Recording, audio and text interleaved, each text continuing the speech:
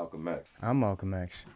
So, welcome back, everybody. 1493 Effect. It's May 19th. So, for you to know, or for you that don't know, today is Malcolm X's birthday. So, we do have a little segment that we want to do talk about Malcolm for those that do know and don't know.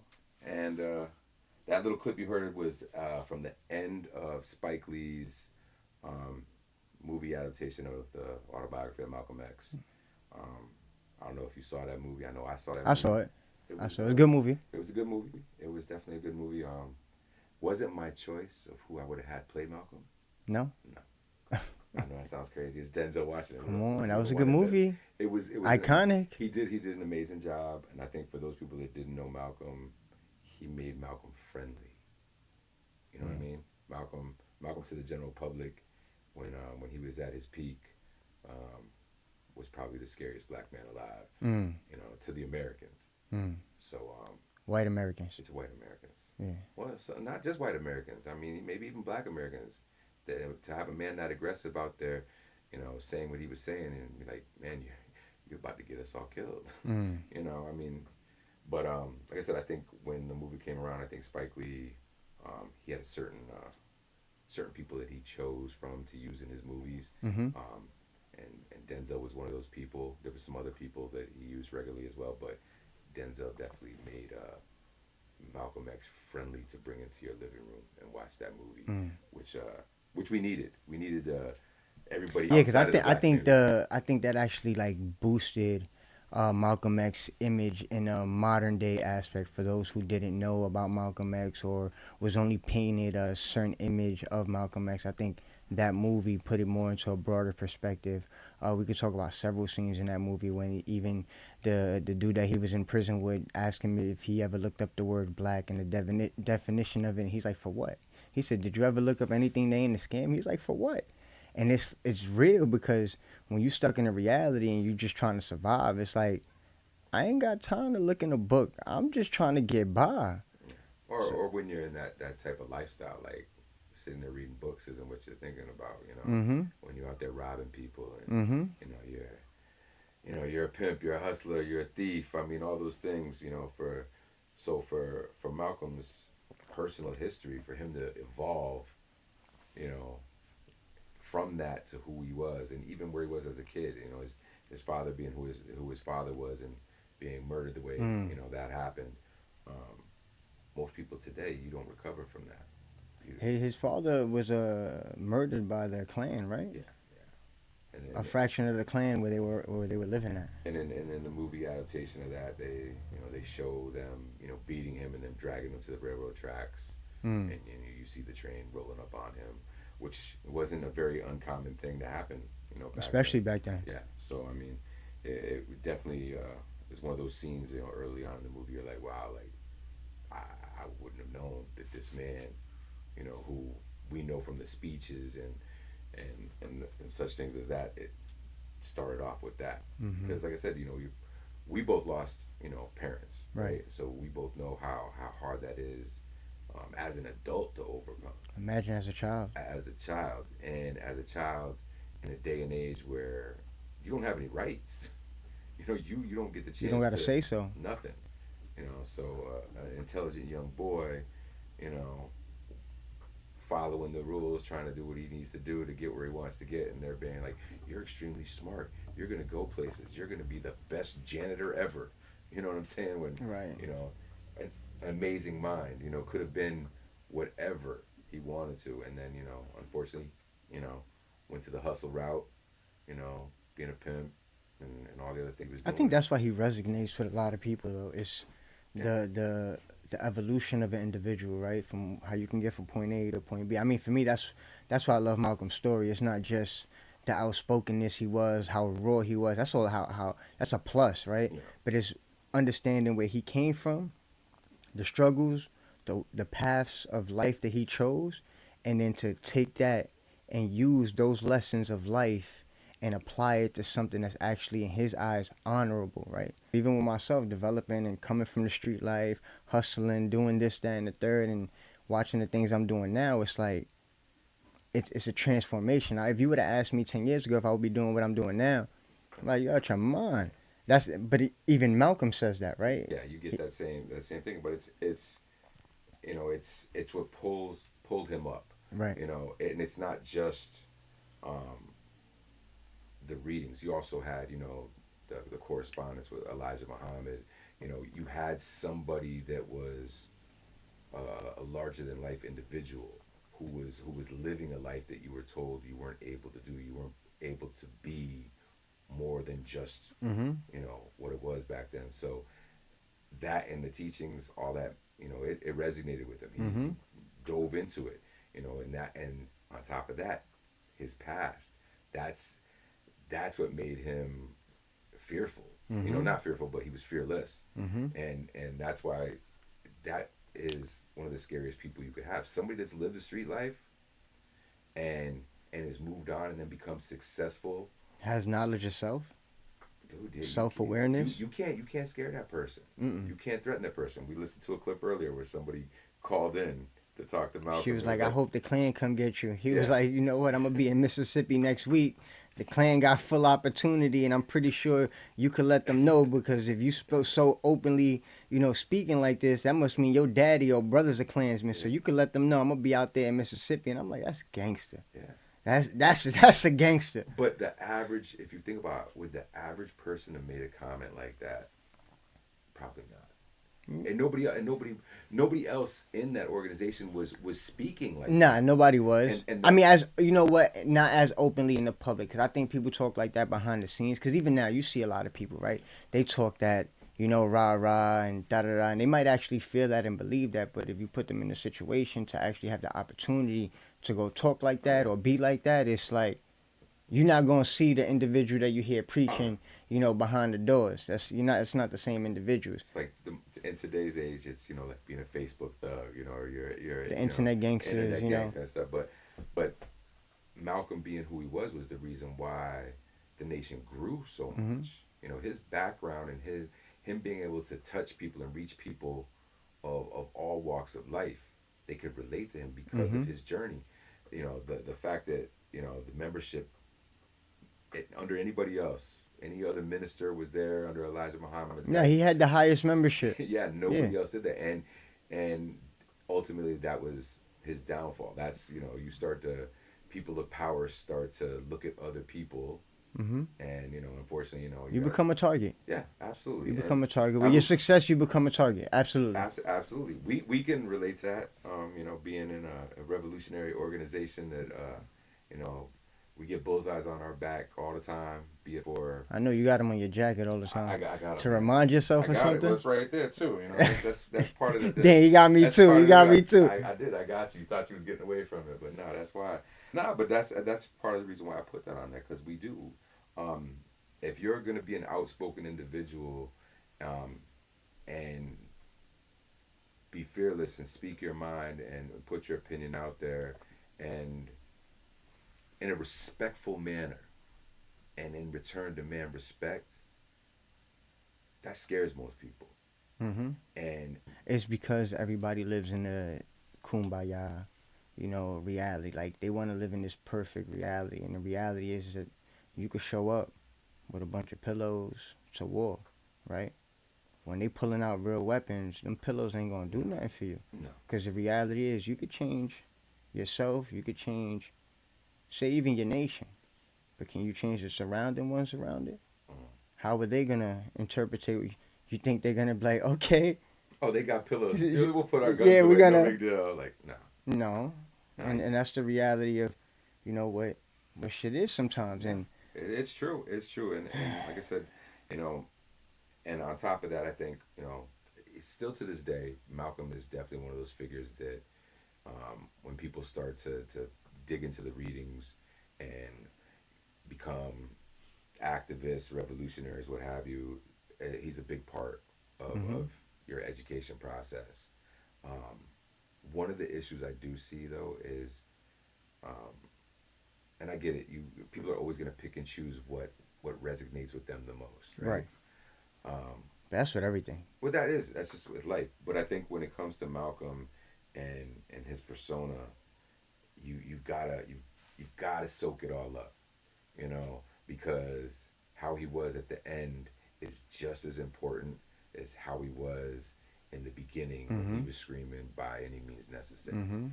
And people need to understand that after his pilgrimage to Mecca and him realizing the faces, the colors had changed, in the Muslim Mhm. faith, and he was praying with white men, Mhm.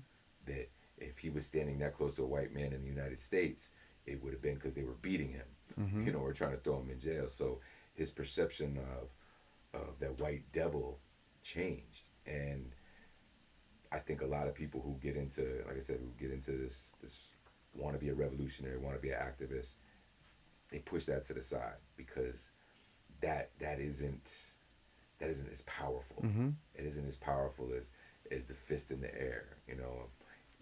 Telling the Klan to meet me here or whatever. It's not that strength, and I think some He people. understood that racism was embedded in this country, and that this country embodied that.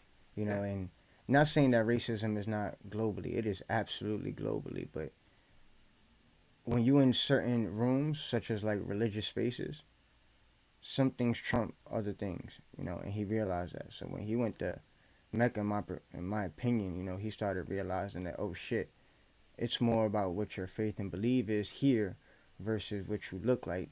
What you look like might come secondary, to the politics.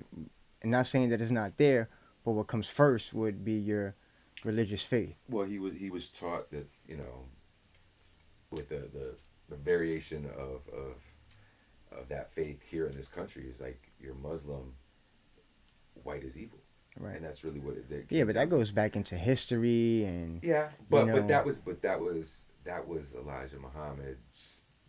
hmm You hear it's the white devil right, this, right. and I But you totally know what? understand, Yeah, and but that that was necessary for the time for the because time, there's enough is absolutely. enough, Uh-huh. and not saying that they were wrong for that because like what we just said that racism in this country is embedded. Like this country was birthed off racism. Absolutely. This is one of those countries that were direct result of that. And then to become this global superpower, and if that's your core ideology, what else you expect from a nation that all is snow? If that's all is snow, then that's all is snow. Yeah. No, And I get it. It's funny. I don't know why this came to mind, but this thought came to mind when you were saying that. Um, when back in the day, when we got all these issues with voting, I think it's because we're in an election year, right? oh man, So when people started talking about black black men being able to vote, I'm not gonna say black people because back then women couldn't vote overall, right. but black men being able to vote. And in the beginning, you were whatever your father was, Mhm. right? So you see where the problem with that is. Mhm. You've got the slave master in the slave quarters. So all these mixed babies are coming out. Well, my dad's white. That should entitle me Mm. to be able to vote. So they changed that to not, to after that you were whatever your mother was. Mm. So that way that eliminated. Who cares if the slave master was the one? Is this your dad? Mm. Your mom's black. You're black. You can't vote. I don't know why that came to mind, but it's just when you were saying that, it's just, there's so many horrible things that have happened in the last 500 years. We're not going to say 400 years. We're going to say 500 years. That's the other thing that we get a lot. Too many It's people. a man. Listen, when you talk about just colonization and Yes. even reasons why we are where we are today, and why Christianity feels the need to consume as much territory and have a stronghold over the world, you have to understand before colonization, and to understand the effects of their time, what was going on in Europe at that time. You got to study before that. So it's a constant domino effect. It's a constant race for global power. This is what geopolitics is. Geopolitics, was created before it even came to the New World. It just basically integrated the New World into their politics. That's what they did. That was it. It's but like I said, we wanted to make sure we definitely pay tribute to Malcolm today. Like I said, it's Yeah. his birthday. Salute to Malcolm. Salute to Malcolm.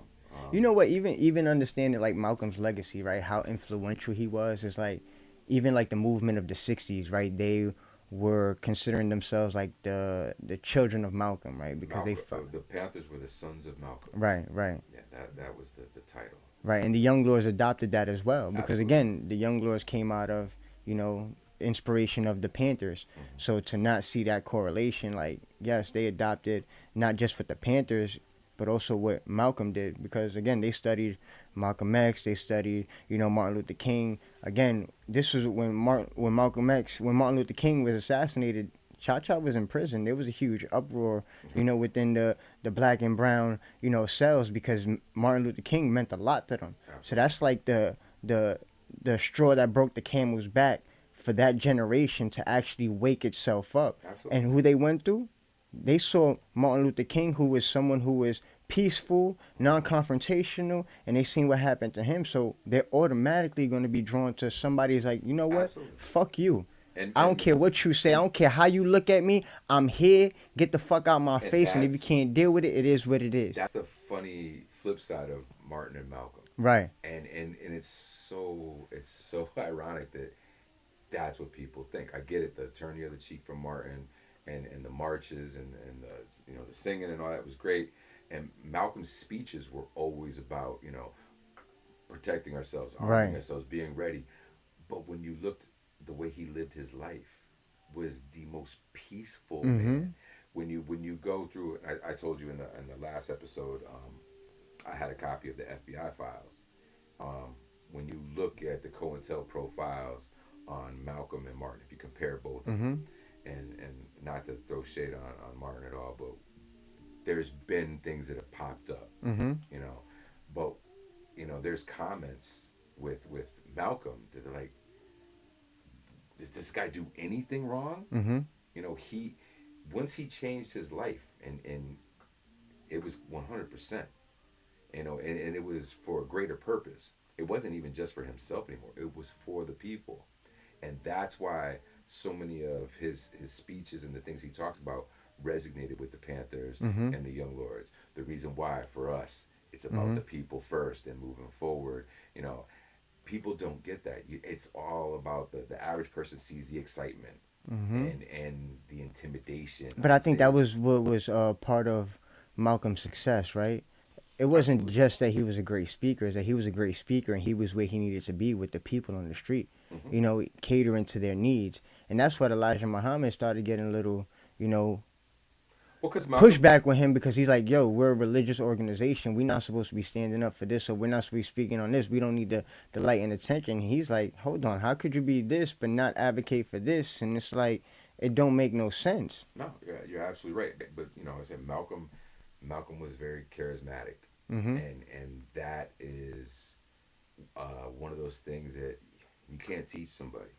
You could sit there and have people write speeches for you and take classes on how to talk in front of people, but you can't teach Mm. that. You either have it or you don't, Mhm. and you don't necessarily know it until that mic turns on and you've got 5 people, 5,000 people. You can walk down any street and people could relate to them. You could stop and talk to somebody and have an understanding of where that person's coming from and get them to listen to you. Mhm. And you know how that is. I mean, I grew up in a time when, even when I was living in Massachusetts, there was still, um, you know, they would still be out there selling the papers and the bean pies Right. They still when do you it up the when block. you would drive by the Yeah. mosque and stuff. So you would see that, and yeah, but he could literally just walk up and talk to you and you could understand him, and you would listen to him. He could say something and spark that interest. A lot of times you see people, even like people that come knocking at your door with religious, It's not pamphlets. what you say; it's how you say it. We talked about that before. So it's like, Mhm. oh, here they come. I don't want to hear this. Mhm. Malcolm came in. You might have started to walk away. He might have said something to get. Wait, what did he say? Mhm. You're gonna listen, and in the city like that with I was just about to say it's that environment, right? yo. When you in an environment that is raw and rough, you can't. Not all the time that message is going to register if you want to tell them, softly, or you have to speak as tone as the environment, bro.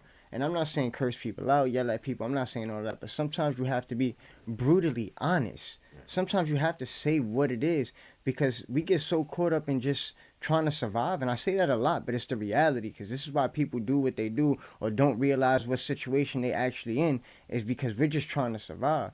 But if you could say it in a way that, oh shit, I hear you. Yeah, A person might just listen. no, absolutely. Because we, like I said, I have kids. I'm not the greatest dad, and I'm very preachy. I feel like I've lived a very eventful life, so I've always got, um, I'm not gonna say words of wisdom, but cautionary tales to tell. Hmm. But whether you can get somebody's attention to actually hear the tale and actually take something from it is a big deal. Hmm. Like I said, it's how how you say stuff. It definitely affects people. But you know, that environment, like I said, look when you started to look at the celebrities of that time period, the celebrities that gravitated towards Malcolm, you know, that you know maybe Elijah Muhammad would have never been able to get to those people, would have never reached those people, but it was because Malcolm's, he was on the news. You saw it. Like I still can't believe that like they would put him on a nightly newscast to interview him. Like he's about to say something that you're gonna have to bleep out, or you're gonna have to cut the commercial, or you as a reporter, you had to be very fearful that, oh my God, you're making me interview Malcolm X. Mm. Like, are you kidding me? Like, how do I approach that? Because like I said, his demeanor. But you know what? I think because I watch a lot of their interviews as well. Those reporters who did take those interviews and had the opportunity, they gave a lot of pushback, right? And I've seen him answer a lot of tough fucking questions, bro. Because again, when you out there speaking as raw and rough, you gotta Yeah, answer some questions, right? You gotta. but imagine as a reporter either being given questions or having to come Mm-hmm. up with Mm-hmm. questions after you've just seen him talk with somebody else, and now you're going, all right, well, all right, I'm gonna go this way with this question and hope you can stump this man. But as you're asking these questions, and he's just continually You to start give an seeing answer. the level of sarcasm in his interviews from the interviewee minimize, Yeah. because you see when they first start with him, it's like, you know what, who is this Oh guy? yeah. Yeah, who he think he is? I'm about to They get humbled real quick. super quick, Yeah. super quick. And that says a lot. Even a lot of bourgeoisies that I seen him debate. Because you see it today. You still see it today that a lot of reporters play bully. Mm. You know, they got that big name on. It's like, oh, this is my chance to show you how this person or who this person really is. Malcolm was able to stand on his own and always be who he was. I've never seen anything where it seemed like anybody got the best of him. Mm. You know, I think the only person that got the best of him was Elijah Muhammad when he said, when they had to silence him. You I know, mean that, yeah, yeah, but but that's that's more different. political silence. It wasn't more, and what I mean political, that was more within politics within the Nation of Yeah. Islam, and all of that. But as far as like debates, I've seen a couple of really good debates. Him and Baldwin had a couple of solid debates that I think, you know what, there's times that I got to give it to Baldwin sometimes, but there's times that I'm like, yo, I can go with Malcolm on this one. It's like, You absolutely right. and just imagine this too. Like it also shows a certain level of the type of respect he had for his leadership. Mm-hmm. He said something. He got in trouble. He got his punishment, and he obeyed. Today, you're not getting that. Anybody that calls themselves a leader that steps out of line, gets out of pocket, if the person above them, their leader in their chapter, their organization, or just another figurehead, confronts them, they get defensive. There's an issue. It creates a problem. Mm-hmm. Malcolm didn't create a problem. Malcolm did exactly what they asked, and then all the other shit started to Mm-hmm. happen. And then he started to realize, oh shit, I shot myself in the foot because I opened the door up for what they're about to do. And then that series of events starts to happen. Mm-hmm. So you don't see that today. Most people, like I said, you put somebody does something wrong, you try to put them in check. Everybody's ego jumps in. I'm either sensitive, you can't talk to me like that, or my ego jumps in and it's like, who are you? I can say whatever I want to say. It's like, Constantly being yelled at by y'all. but he said by y'all. Shit. Yeah, Um, it be y'all. but it, Y'all know who I'm talking about. I love you guys, but y'all be yelling at me too much. And for those who don't be thinking I be getting yelled at, I be getting scolded all the goddamn time. Y'all don't be getting That's funny. And the fact that I said it's funny because it's true. no, no, I What get it. makes a joke funny is that there is a hint of truth in the joke. Got you. I got you. I'm gonna do this real quick because I talked about not being able to write down something and then read it without sounding like a robot. But this is a quick little quote from Malcolm. It says, "There's no better teacher than adversity. Every defeat, every heartbreak, every loss contains its own seed, its own lesson on how to improve your performance the next time." Mm. We talk about that. Mm-hmm. It's just changed a little bit. Like I said, like a mistake's only a mistake if you continue to make it. Mm. You make a mistake, you learn from it, and that's Malcolm being a little bit more eloquent, and saying that basically that same thing. But it's true, and people just don't live by the things that they say, Mm-hmm. and that's where we come with so many issues and so many problems today as we see these organizations that the when if you had a conversation with them, was like, oh, you know, what made you get into this? What sparked you as a kid and stuff. A lot of people are gonna say Malcolm. Malcolm's Mm-hmm. influence is runs deep, Mm-hmm. but like I said, I think too many people stopped reading when it got to a certain point in his life. I think if you take the whole readings and you got a better chance of you have to adjust how you feel about situations, and you can't be so narrow minded, and Malcolm made that change. And like I said, if you never pay attention to when he made that change, you're never going to give yourself that chance as well. Mm-hmm. And then that's when people are just butting heads. You see this, we see this all the time. We see this is why all these organizations can't come together. We can't get these groups together. We don't have like We have to stop with the individualism, bro. It even happens within our yeah, organization from absolutely time to all time, the bro. time. Because ain't nobody perfect. It happens, But it sometimes people got to look at the broader picture. Sometimes people have to understand that ideology is beautiful. Ideology gives people the strength and the will to continue. That's why a lot of people turn religious. Hmm. It gives them that Absolutely. fuerza para seguir, right? But if you don't engage with the people that you trying to preach this to, it doesn't mean anything. Well, you can't. You can never go any farther with it if it's always me.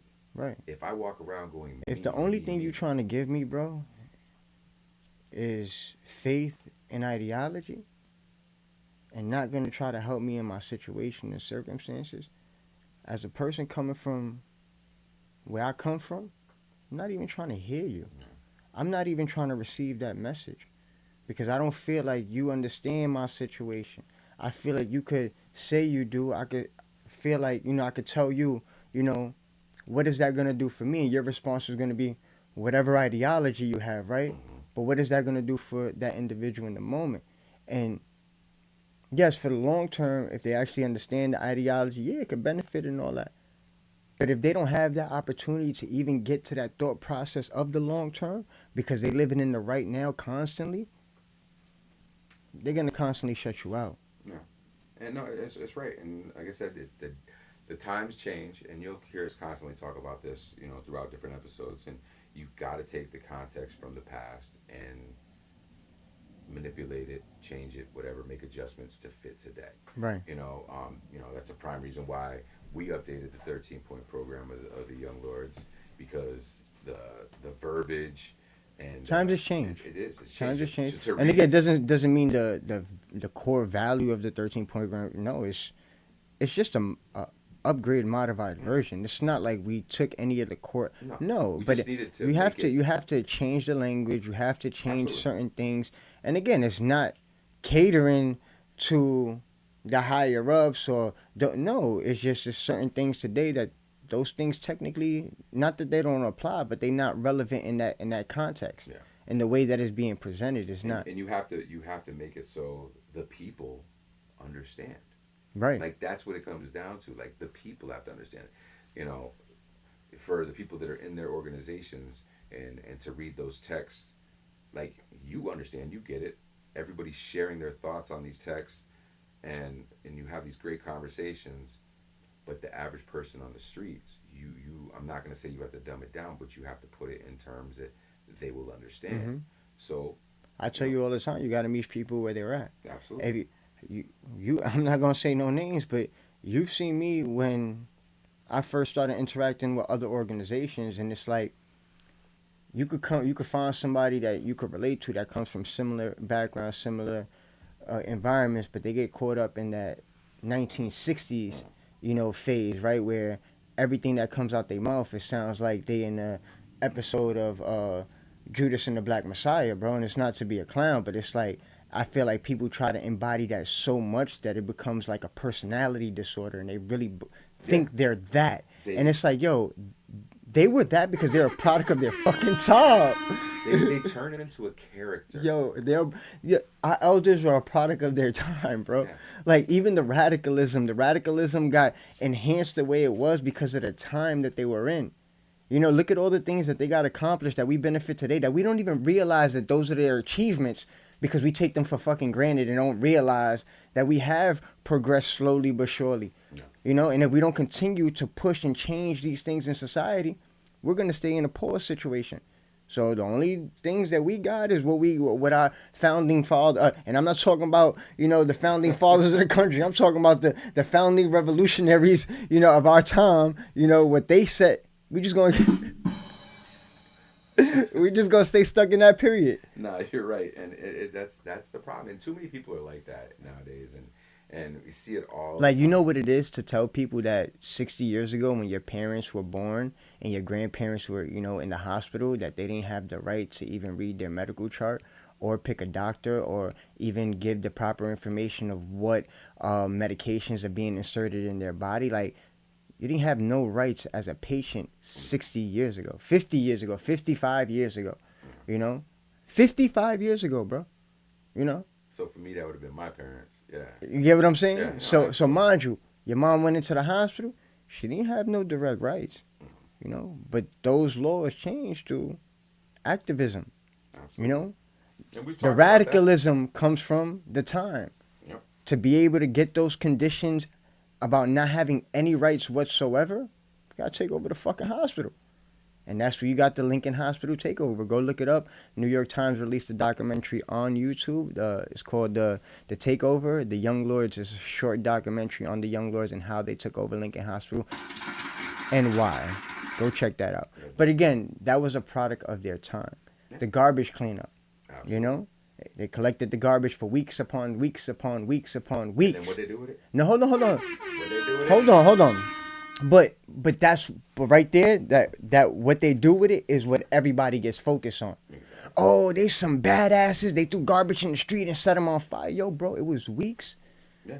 of collecting garbage and them neglecting to pick up after they went down there, went to sanitation, Ask told for them that they brooms. needed all it, and Ask- mysteriously the garbage went on fire. It was probably a hot summer day or something like that, bro. I don't know. Yes. Maybe something combusted Internal combustion. and it blew up. I won't throw it on them for wait, lighting wait, them wait, on fire. But even before that, so when people get all excited, oh yeah, they took the garbage, they did all that. But why? Because when they asked the people what was the issue, one of the biggest issues they had right now, and what they could do to help them with, the people told them it was the trash. And what was Felipe's response? All this romance, all this ideology, ¿para qué? Para coger basura. That's what he said. And he's like, you know what? That's what the people need. That's what the people want. And that's what we see too much But today. that's what opened the door for their success. Absolutely. Right? It's catering to the people that they need the most support from to be able to change the situation. Not that they're just in their communities, because they share this community with the people they're trying to communicate with. Yeah. So And for us to be them doing that is the reason why when we still go into the city and we go to the people's church and people walk by and see us and they're like, thank you.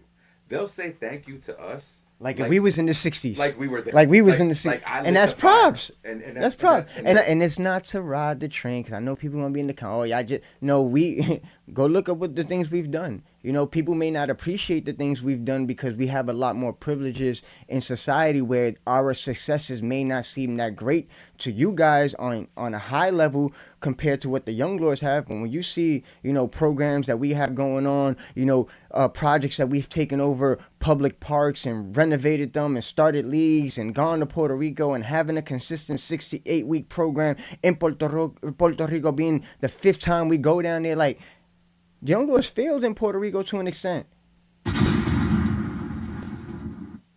but not this time around, because we learned from our mistakes. From our mistakes, you have to meet the people where they're at. And the problem is that you want to force. That's what was their failure in Puerto Rico the first time. Going there and telling them what they should Forced do. ideology, not understanding the circumstances and situation, the culture of what they just entered, not just on the island, but politically on the island, right? Because it is a major difference to come from a major city in New York City or Chicago and to go to Puerto Rico and think that you can function the same way that you function in the States in Puerto Rico. No, It's not the same. Every town is different. Every town is different, bro. With the different municipalities, different politics. It is a gumbo for disaster to not do your due diligence and try to understand the key towns that you're trying to be active in and take participation and change things. Has to be one town after another. You can't change the climate of Puerto Rico because that psychological warfare that we've been dealing with since 1493. Check it out. You feel me? So a lot of people are in that state of non-resistant. Oh, yeah. Why? Because it's been so long that they don't see a light at the end of the tunnel. You know? Yeah, I mean, how many hundreds of years? But that's what I'm saying. But when you look at the things that we've done, like I said, I went on a rant there, but if you look at the things we've done, it looks minute compared to what the young lords have done because they've set the bar so high. But this is why things have changed, though. You can't. No, things have changed, but I want that. But I want that to the members to understand that too. Is these things that we do in the community, you know, not just the members, but people watching, right? But the things we do in the community.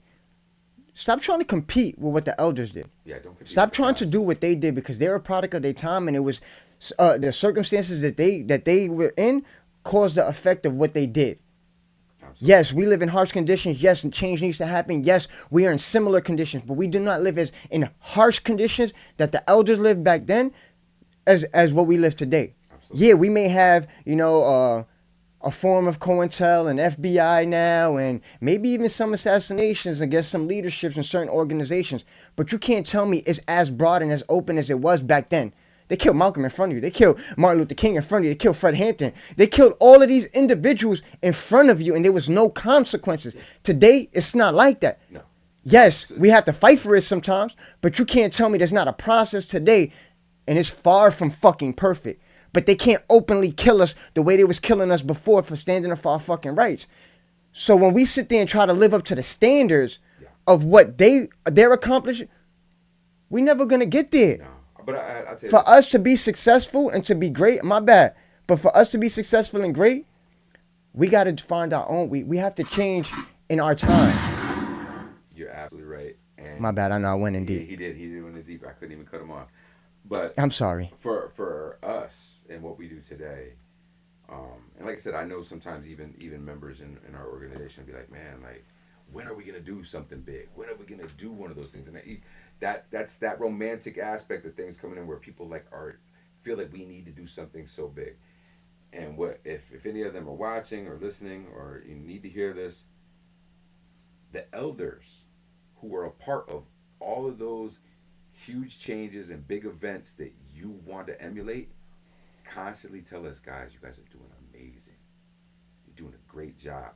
I saw what you guys did here. I watched this. I watched that. Thank you. Continue to do what you do. And that right there should be enough for you to go, let's listen, what was the key to our success throughout our journey as young lords for the last 4 years going on 5 years, right? Our success has been catering to the community. It's the community, it's the people. Our message comes across the most when we're out there with the people. Absolutely. When COVID hit, how many people we fed? Yeah. We didn't just make hot meals. We went to different pantries, different places that were giving stocks of food. We did house deliveries. We went on Facebook, and this is just here in Connecticut because every other chapter did their own thing as well. But Absolutely. I was here in Connecticut, so I'm just speaking on here in Connecticut. These are things that when things started to open up and we can really be more impactful is where we started being invited into this room. We started being invited into that room. Absolutely. People started calling us and reaching us, yo, how can I help? How can I participate? Because I also tell you too, and this is the battle that me and you have, not against each other, but that we deal with on a day-to-day basis. Every individual joins the organization for a different purpose. Absolutely. The Young Lords and the Black Panther are multifaceted. There's different components and different elements of the organization that draws different individuals to be a part of the organization, right? So you have to understand that this organization is a stepping stone to developing and evolving one another to get to where we want to be. But you have to understand too, everybody has their own process that they go through. Some people are going to be more stronger than other components of the organization than others are not going to be as good as this. There's so many different layers of why people are here, but we also have to understand too, we want to live in that super militant time. We want to live, A lot of people do. Yeah. and that's cool to live in that time. I'm super militant myself, but not everybody's militant on doing righteous things all the time, bro. You don't have to be super beating your chest for every little thing. You don't need to be down everybody's throat, listen to, trying to critique what everybody's saying in the moment of righteousness, you're bro. going to lose some of the people that you're originally. You're gonna lose a lot of people, bro. Nobody's gonna want to work with you. Not just the organization, lose people in your organization, but like you said, the people that you are going to possibly work with, and the people that you originally were trying to help. Right. Are going to be like, yeah, these are The only reason we just speaking broadly like this because I don't want to speak on other organizations. I'm Yeah. just saying basic shit that every organization goes through. And I'm not to the young lord. We not pointing anybody. We're not saying anything directly. We're just speaking in general. These are the things that people go through when organizing with a lot of people. Yes, and this is going to resonate with a lot of people in a lot of organizations because even talks that we both had with different leaders and just different people involved with other organizations, we all come across the same problems. Mm-hmm. You know, the problems aren't new. They're not, No. it's nothing new. It's we all have the same issues, and we see it on a regular basis in Connecticut. When I was the deputy chair, there was a lot of people that would get excited, see the imagery, The Captain of Puerto us, Ricos.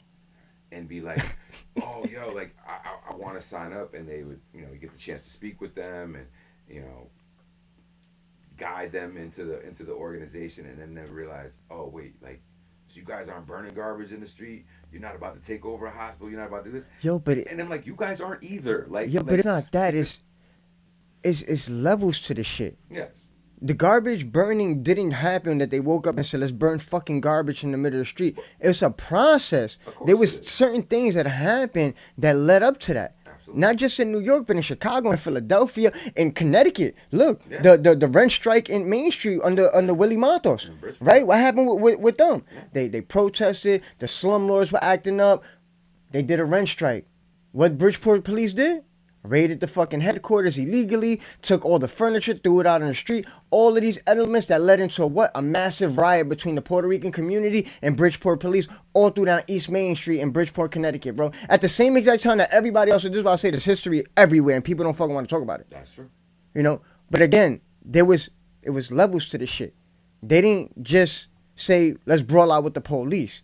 Let's throw down with the police. No. We're standing up for this. You guys are not handling these things. We're in the middle of winter. There's no heat in these buildings. People are fucking getting sick. People are dying. And you guys aren't addressing the issue. So we're not giving you your money. Absolutely. And then what happens? Here comes the enforcement. Absolutely. You guys got to go. Everybody on the street with your belongings and everything. That's a fight. Yeah, it is. That's a fight. It is. That's a fight today. It's a fight no matter how you look at it. No, but that's the problem. It's just too many people are. People going to think we're dumbing down the young lords or No, the but it's not even just that. But they want to come into an organization because I'm not just saying us. I'm going to keep this broad with all the organizations. They want to come in thinking it's a sprint. This is not a sprint. bro. It's a weird day and age. Like I said, before I got involved, I was approached by two different groups, and one was to be a member, and the other was to start a chapter. I'm like, okay. I thought about it, read what was given to me. Hmm. During that time, that's when I started to see the stuff that you were posting, and I'm like, wait a second, wait before I make a decision, because I was literally like filling paperwork out, like paperwork was getting filled out, and I'm like, wait a second, And you caught me in the beginning yeah, and I'm like, I stages. You gotta caught me figure this within out. the first couple of months of. But also you had already at that time, had members in 3 different states, and in Yeah. some cases, like some of those people you had or other members had to reach out and recruit those people. But you know what? That you see how it drew you in, and you was like, I already had things going and thing. Yeah, Less is more sometimes, yeah, right? absolutely. Because it wasn't. None of those people you recruited back in the day are here anymore. All right. That's not. That's, all right. All right. But what I'm trying to say is, it caught your attention because they were being active in the community, Absolutely. even though that it may have been pockets of people, maybe four, five, Yeah. 3, 2. It's the fact that we set the tone of following one another and keeping that same routine across state lines. That caught your attention, like, oh shit, they are talking this, they are doing this, and I see it, Yeah. and it's not exploitive, and they're Absolutely. unified across state lines. Absolutely. And that's the most difficult thing to keep that shit sometimes. Yeah, to keep Is it going. everybody on the same page. That's and I think that's what a lot of people out the organization and in the organization sometimes don't realize, because every chapter runs independently. You have it, Well, in you this know, organization. yeah, in this organization, they national don't make the decisions on what programs, how to do this, how to do that. Nah, we all come together as a national organization when it comes to major effects and changes We have within, guidelines, but yeah, you and still. guidelines in certain ways things need to be ran. But it's not. It doesn't hinder a chapter from doing what they need to do, how they need to do it. You're wait. National doesn't I'm dictate. gonna miss because Hold I knew on, you were gonna. No, no. national I know doesn't dictate. because I know you were gonna say that. I know you were going with that, and that's got to be the hardest thing about your job. Before I came up to help you is And you see how difficult it is I'm now. not watching.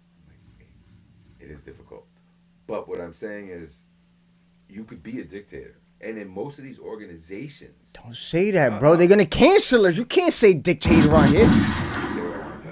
I'm gonna say it, and you hear it. Most people, in some way or another, look at the leader of these organizations.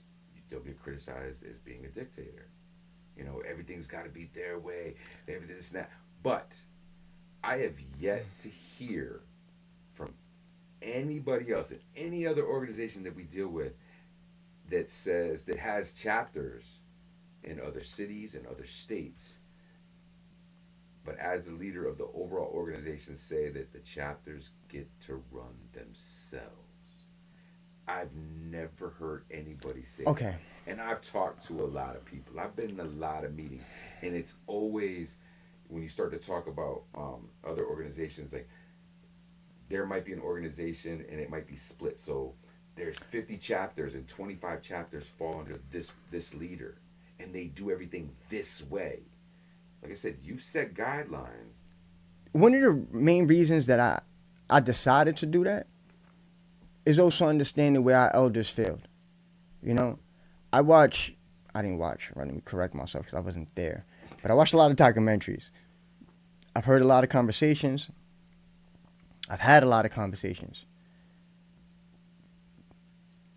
Cha-Cha's biggest downfall, in my opinion, salute to Chairman Jose Cha-Cha Jimenez, the Godfather. Salute to him. But I think his biggest mistake wasn't his fault, right? He transformed something into something great that spread so fast. And by him being Chicago's chairman and Chicago being the headquarters and all of that, and him trying to navigate what's going on locally with Chicago, and then also trying to keep up with what's going on over here and over there. I participate in Connecticut as much as I can. Yeah. All the major events I'm at, some of the meetings I attend to, But Connecticut has a chairperson, Yes, absolutely. chairwoman. You know, shout out to Janie. Salute to you, sis. I know you mad at me. Still love you. But I don't I don't dictate what happens here. I don't control what happens here. I don't control the committee that they have here. I am an active participant in what happens here. You know what the funny thing is? The funny thing you say that is you never have. So, No, from the so, beginning. so Janie is the most current chairperson. Right. We'll go back two, But three, four. She's the fourth chairperson in the state.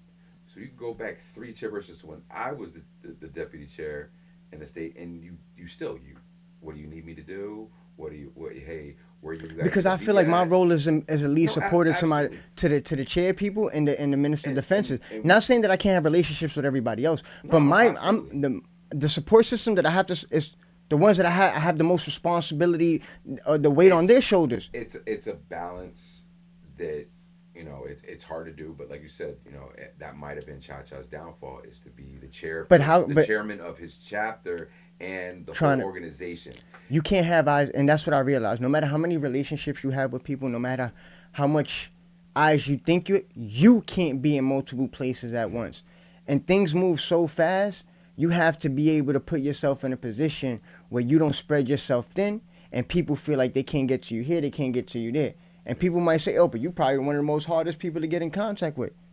Not when it's nothing serious. Not when it's something serious. You can ask any chairperson, any minister of defense. When it's something serious, I am not difficult to get in contact with. What And I'm you and difficult to get in contact with is my experiences with the last 5 years. It's being that pawn in the middle, right? Where people want to take my relationships with them and use that, to put them in a position that whatever they're trying to push or whatever narrative they're trying to get to swing their way. yeah. And that's the politics that I say I don't like to get involved When with. they're looking for fall guy in Right. case the decision goes bad, well, we get to blame. Listen, none of us are We get to blame perfect. Sue. None of us are perfect. No. But you know what? Sometimes we have to give a little faith to the person who influenced us the most to join the organization. And to be honest, 90% of the organization, they look at me, they hold me in a high regard. Yeah, They hold me in a pretty high regard. I believe so. But sometimes I feel like the person y'all need to kind of hold in that regard equally is the person that influenced you to join the organization. And you guys may have come across me and seen me, but the ones who really got you boots on the ground, active, all these meetings, is the person that you went the process with, and that is your chairperson and your minister of defense. Yeah. And sometimes people allow their egos to undermine what was the whole reason that even draw them into what. You know what egos are in this organization? You know what? I don't want to feel like this episode is shot at the organization. No. But Because okay, it's so not. that's why I'm I just keep. speaking. I'm just speaking general facts about any organization that goes through, Yes. and I'm just sharing maybe with some people who may or may not know why sometimes I move the way I move. But that's why organizations today have the problems that they have. That's why when you look at the Panthers today, even though foundation is always going to come back over, somebody's always going to mention Malcolm. I'll loop Malcolm back into this. Malcolm's always going to be brought up, right? But when you start to ask them what their ideology is and why they're not a whole Panther party, and instead of these multiple fractions, but I'm just saying everybody's the person that's in charge of this fraction is ideology is so much different from the other one, or so similar, but they want to be the leader and they can't work with this person because this person is a leader.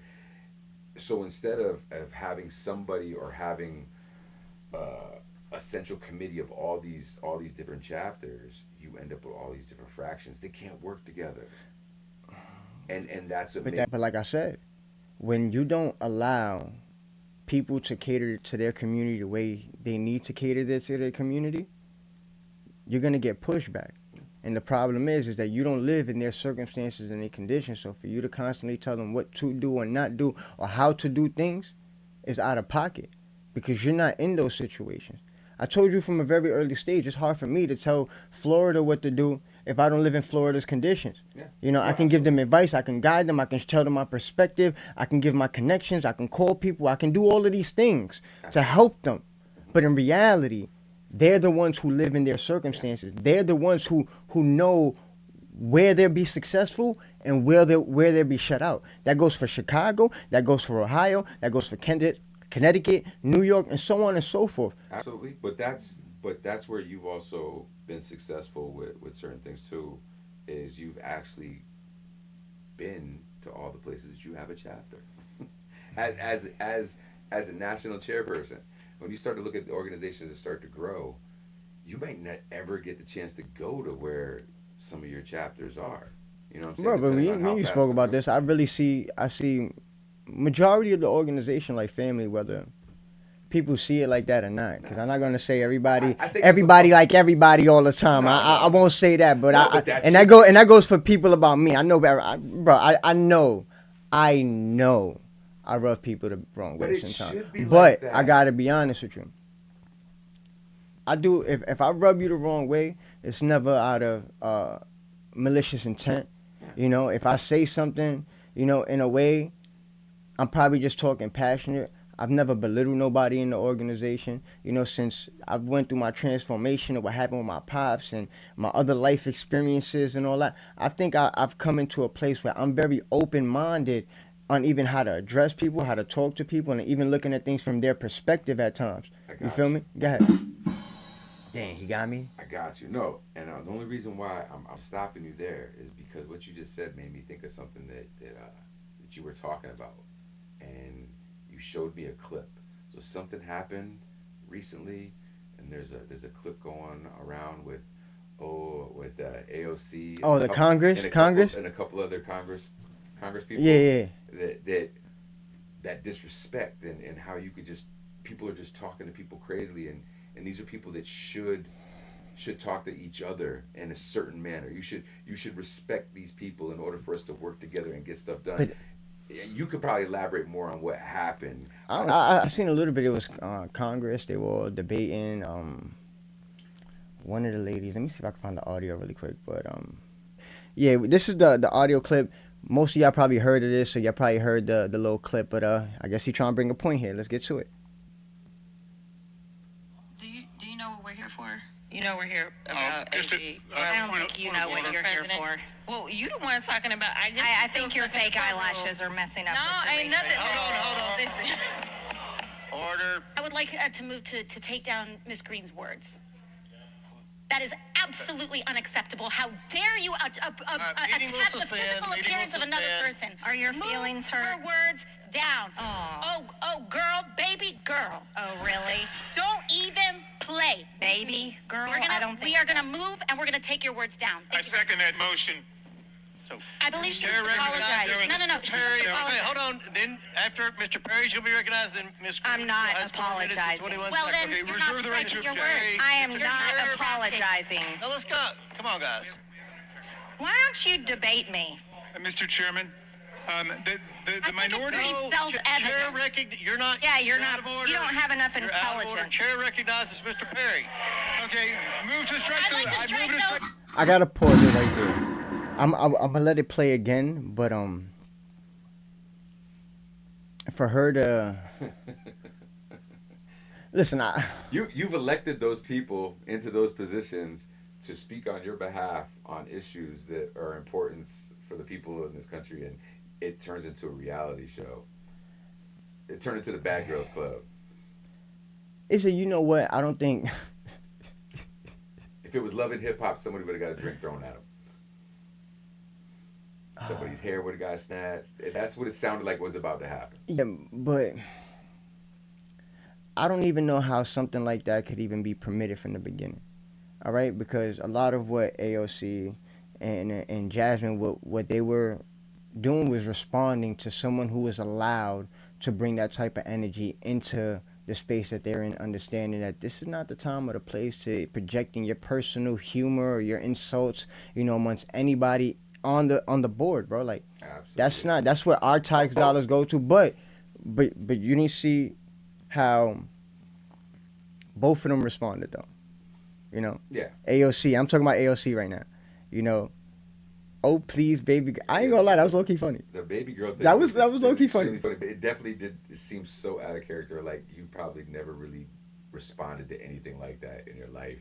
It just that was your response that day to to kind of make a point to that person that she went low, so you went low too. You know what I mean? Right. As opposed But to I don't think it was wrong for her to go low. I don't think it was wrong for her, and I'm not talking about the yeah, no, other lady. the other lady. We get that. Yeah. But the funny thing about ladies, I just don't think AOC's comeback should have been that for someone being as a Bronx native. That's all I'm saying. You could have did better than that. You could have did better than that. That was hesitant. You're not supposed to hesitate. If you don't check somebody, correct them right. Correct them right. and baby girl just sounded real soft. Like baby girl was Yeah, not that hard. yeah. She called herself. She. Oh shit! I'm part of the Democratic Party. Oh shit! I can't respond like this. And then it turns into baby girl. But you get one member so comfortable to be able to say what she said. That was reckless. Whatever, but notice she wasn't. She wasn't in a tense. If you get the chance to watch the clip, she is so relaxed and so herself, making the comments that she makes. Oh, am I making you mad? Right. Or whatever. Like how a bully would be when nobody ever checks this person. So this is a person who's never been checked, feeling like, oh, I can talk to anybody however I want, whenever I want, and it just so happens that she did this on this public forum. But that's not the. No, it's not. It's absolutely not in this day and age. I'm just curious, just to better understand your ruling. If someone on this committee then starts talking about somebody's bleach blonde, bad built butch body, that would not be engaging in personalities, correct? What? No. What now? Chairman, I make a motion Hold to on. strike those words. Listen. I don't think that's a Hold on. part I'm of the. trying to find clarification on what I Chairman, didn't- motion to I strike had no those idea words. what you just said. We're not gonna do this. You guys earlier literally just. Y'all did it first. Y'all did it first, so you don't want to talk about it. You guys did it first. I'm trying to get Okay. clarification. Look at, calm down. No, because this I is will what let y'all you get do. through proceedings. So I'm trying Hey, to get Miss clarification. Crockett, you're not Y'all wanna recognized. play Miss games. I can't hear Crockett. you with your And you yelling. don't want Rocky, you're not recognized, but she's trying to portray her as like the angry black woman after you just disrespected her, talking about she had fake eyelashes. But when she's trying to, just clarify what's considered, this, that, and the third, and is these, considered that, everybody gets, all emotional. And it's like 5 seconds ago, you didn't have that energy. You didn't think about feelings into consideration when you just slinging mud like that, like you ain't got no sense in your head. Like you throwing bricks at a glass house. Like you live in a glass house and you throwing bricks. What kind of shit is that? No, I get it. But you know what the most sad thing about that whole thing was? They were there for some sort of reason to discuss something. I'm gonna be honest. I didn't even get to. Exactly. I was so out of tune yesterday. That's the only clip that I seen on TikTok, But that's. and I don't even know what the hell they was there for. But that's the. And that's I just was looking at TikTok. I didn't really go into No, it and all of that. That's what happens nowadays, anyways. Like I said, everybody's looking for that quick little video, that quick little post that they can say they showed first or whatever, because the attention span of the average person is very short. Right. You got to give them something over dramatic, and like I said, you just gave them, Bad Girls Club, Love and Hip Hop, whatever you want to call. Like they literally just look like whatever reality show, that you might watch on any of these channels. That's just craziness for no reason. When they were supposed to. But you don't think dealing with politics has something. become that though, bro? Oh, absolutely. It hasn't become more of a form of entertainment. And who's your? I don't know if I was entertained. No. When it turned like that, because it was Trump that turned this into his reality show. Mm-hmm. He went from his reality show that was on network television to his reality show as the presidency. Mm-hmm. I didn't find it entertaining. Not at all. Like I didn't find his show entertaining. First off, but him as a president, it's scary, concerning. As you start to see, people's opinions. Have you been listening to the opinions out there? Have you been catching some of what his constituents on the Republican side have been vocally speaking on? Like, what's his name? The Indian guy who's Indian American, Swami. Oh, okay. Swami, I right? know who you're talking about. He got into a debate with one of Trump's constituents, and she told him, she was like, I agree with all your talking points, but unfortunately, since you're a foreigner, I can never vote for you. That was racist. No, it's racist. And it's crazy because Look at Trump's household. no, it's not even that. It's not even that. is that he is so indoctrinated that he didn't even feel that was an actual genuine insult. He went on and like, oh no, I appreciate for the blatant honesty, and this is what it is. Two people from different minds coming, bro. That's him being a politician. And as a politician, you're gonna either be that aggressive one or you're gonna be that passive person. So he's gonna play the passive role with that. Why? Because he's gonna be considered the angry colored person, right? Yeah, Person of well, color because, who's just well, always no, angry no, because he gotta feel like he gotta defend himself. No, that's not why. That's not why. Because if Trump becomes president again, he's waiting for what his position might be. So you can't anger the people that are backing Trump because you're saying, well, shit, he's gonna end up getting the nomination. I gotta support him. And if he gets to be the president, I'm hoping he gives me a seat or a job, a position somewhere. So now you're already starting to play your role. And Yeah, imagine if Malcolm was here. The shit he was saying. Imagine if Malcolm was here right now, bro. Turning over in his grave right now, listening to that man say what the fuck he said and justifying. Man, let me shut up. Unfortunately, let me shut up. No. Unfortunately, when I think in the back of my mind, I'm like trying to envision situations that I could put Malcolm. I can see Malcolm lifting him up by the shirt and just walking him off stage to the back to have a conversation with him. I see Malcolm's assassination being as public as JFK's. Absolutely. That's what I see, and it would have been on purpose. We're very strategic. Let's do it so everybody sees. Let's not. Oh yeah, I mean that's the oldest trick in the book, bro. But that's like that shit started from 1492 all the way into the birth of the United States way after, bro. Yeah, it is what show them what they don't want, right? Let me do this to your brother. Let me do this to somebody in your village, and I can show you how brutal it could get, right? And you'll never do it again. Never. You won't even think of it. Yeah, no, and we still have those in our community. No, we get it now. I mean, that's those are the things that you continuously see with the police brutality, And it's non-existent, bro. But the police basically go, oh, we are scared. That's crazy. Like that. It's so funny that you can turn that around. Like we'll have something happen. So we go to a rally here in New Haven, right? Mm-hmm. This is so ironic, right? So we go to a rally. We're there with the NAACP. And when I said police brutality doesn't exist, it was a joke for those guys. I was being sarcastic. So we're taking part in a march, and it has to do with a gentleman that took what they call a hard ride, and then the back of a paddy wagon. Oh, Randy Cox. Yes, I remember. So the ironic thing about this is, like, obviously, not buckled up. Oh yeah, they had him in the back of the paddy wagon. The police officer. The police officer was driving reckless. He had to swerve and hit the brakes to avoid hitting a car. Randy wasn't fastened properly. He flew across the van. He wasn't fastened at all. No, at all. No. He was handcuffed and wasn't buckled down. Yeah. So when the van jumped to the side or whatever happened, he flew forward, and with that impact of him falling like that without being able to protect himself, it paralyzed him. So the ironic thing about this is, as the march is going on and the march is ending at the police New station, Haven Police. The New Haven Police Station downtown, on the side of the building is a poster for recruitment. Mm-hmm. So like that's just like it just blows me away because who sees that sign and knows what goes on a day-to-day basis and it's like, yo, like, how do I sign up? Last summer. A matter of fact, was it last summer?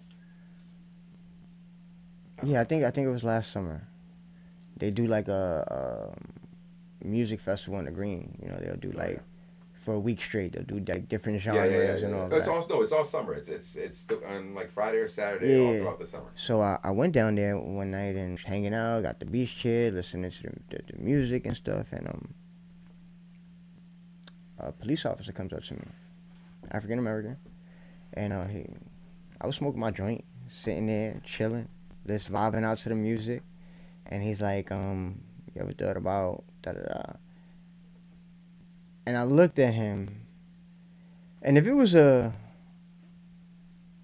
white police officer, I probably would just told him to go fuck off. to be honest. But I looked at him and I'm like, can you really give me reasons on why I should, join? Yeah. Or what's the benefits to my community if I join?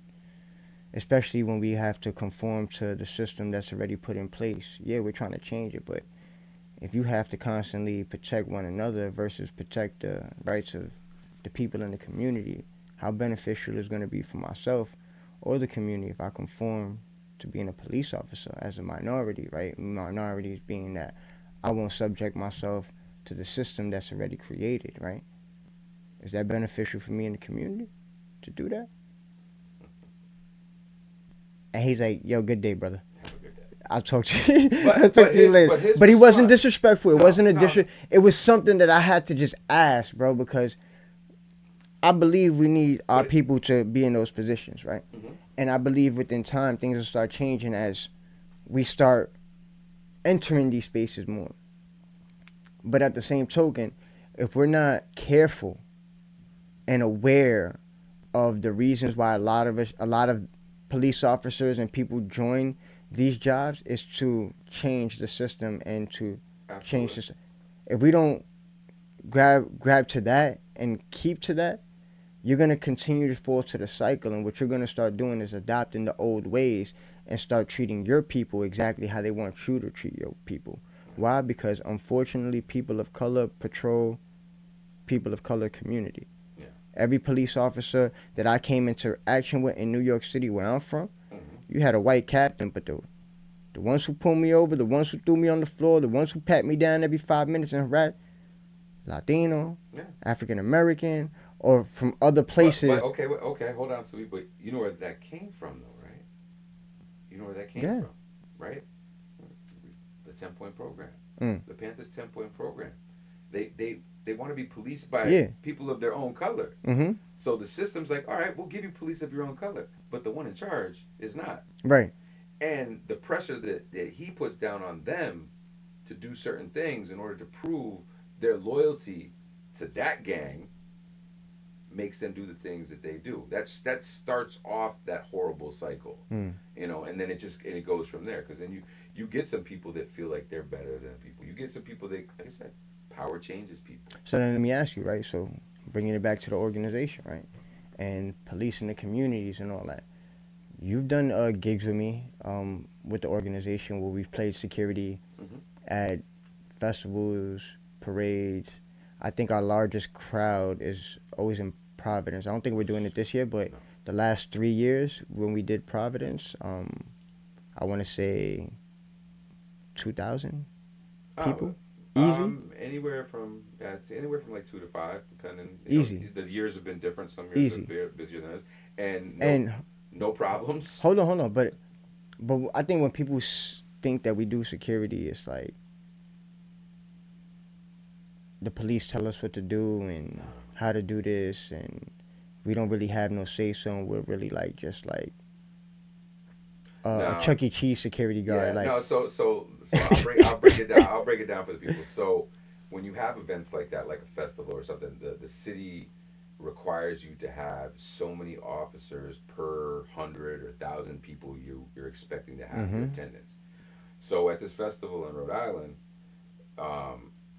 they put in the number of people they expected due to the area that they have. It can fit this many thousand people. So the city's like, you need to have 8 police officers there. But that just means you're paying the city to pay 8 police officers to be there. time and a half. But yeah, and overtime, be a time and a half, double time, whatever it is, because it's on a Sunday, right? We're on a Sunday, so it's probably double time. Probably not even time and a half, it's double time. But they're not in the festival itself. So they're on the perimeter. And they're But I think only we getting did that, right? things. I think we created that dynamics, right? No, because no. That was them. hold the on, very because first prior time. they didn't have security the way we were doing security. What I'm saying is that when we got there and we set precedence the first time we went there, Yeah. we took the lead and initiative, and we didn't allow, Providence Police Department to tell us what to do. No, absolutely. We went there with a plan. We had everything set up. We were ready to go, and then we went and told them You need it over here and over there, the outskirts over there. Stay away from here, stay Over away by the from here, because we restrooms. got this. But that's because we understood too that the presence of police officers in a crowd like this right now, where everybody's having fun, would be uncomfortable and unnecessary at times, right? Absolutely. And the reality is, you and I both been at that event. We're not Superman, we're not Captain Nothing, but it's easier for me and you to settle down something that's happening amongst our people when we having a little too much drinks and a little too much fun Absolutely. versus the way the police department comes in and they handle it. Because there's been times where something happened close to the police department, Yeah. and what they do, they go storming in, and this is at the event. And what do? We go over there, remove them, isolate the situation, Absolutely. and move the securities up. We were lucky that in that case with that function, every year that we've done it, there's been very minute stuff, but Yeah. I won't say it's because of us in every case, but like No. the first year there was an argument with the actual people that put the festival together. And But that's and normal. the vendors, which is normal. That's normal. Which is normal, but it got a little aggressive. Which is still normal. And You listen, we're talking about 5,000 people. Everybody trying to. And we were able to diffuse it, and that was Yeah. cool. It worked out. The second year now, there was actually a situation that happened. Yeah. So a situation happens, and You I know were- I was in the middle of it. Yeah, you were So in the middle of it. myself and one of the organizers of the festival got to what happened first, and immediately the people that were involved want to separate. And as we're trying to find out from the people that are left behind what was going on, people are telling us, oh, those guys that are walking away, they said they're going back home to get some guns, and they're coming back and this and that. So the person that did is part of the organization for the festival, he goes back to where the organizers are to talk to them. And at that point, I get one of our members shows up with me, and we basically follow these guys. I don't know, maybe I'm crazy, maybe I'm just stupid and just reckless at times, but I followed them and watched them. They keep turning over their shoulder, puffy chest, making comments, talking trash to people as they're walking through, and then you see the police on the perimeter, and I did what made sense. I motioned to the police. The officer comes over, and I explain the situation. The officer, and at that point, he's like, "Thank you very much."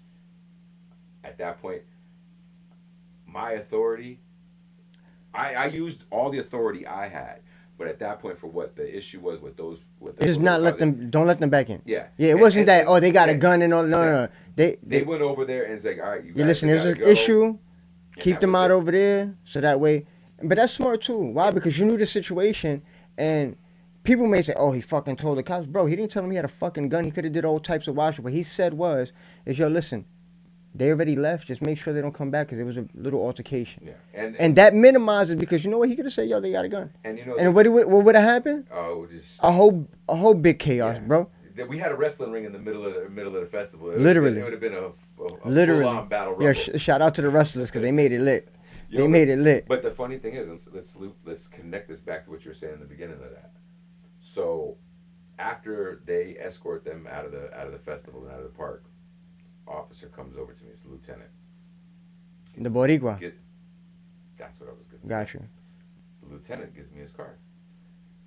There was a couple of white officers there.